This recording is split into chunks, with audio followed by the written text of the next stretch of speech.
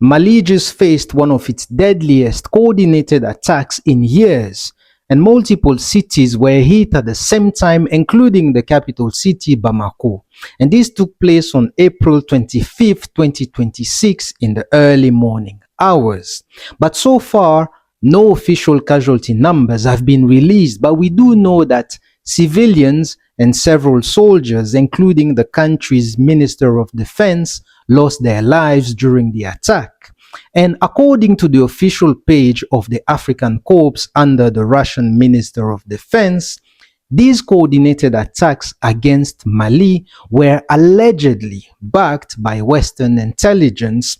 It involved between 10,000 to 12,000 fighters. I mean, these accusations keep on coming back because a few years ago, Mali's foreign affairs minister requested at the UN to have a special meeting where they could present proof of how allegedly La France was actively involved in destabilizing the country by helping these groups.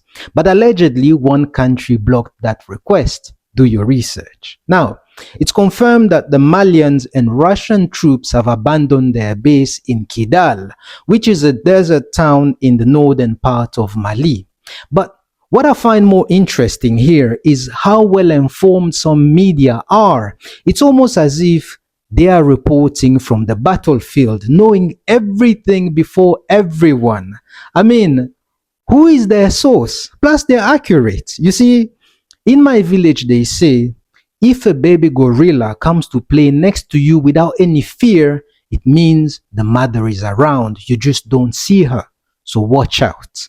Anyways, some Africans are now debating about why Mali chose to partner with Russia instead of sticking with La France and forgetting that French troops spent over 10 years in Mali while territories were still under rebel control.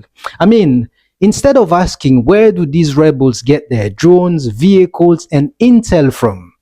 What I also find interesting is that in early April, new data showed that in the Sahel region, the number of attacks had drastically dropped due to the operation by the Alliance of Sahel States, but within the last minutes of April, they came back to equalize. So the question remains, who is their coach and who's funding them?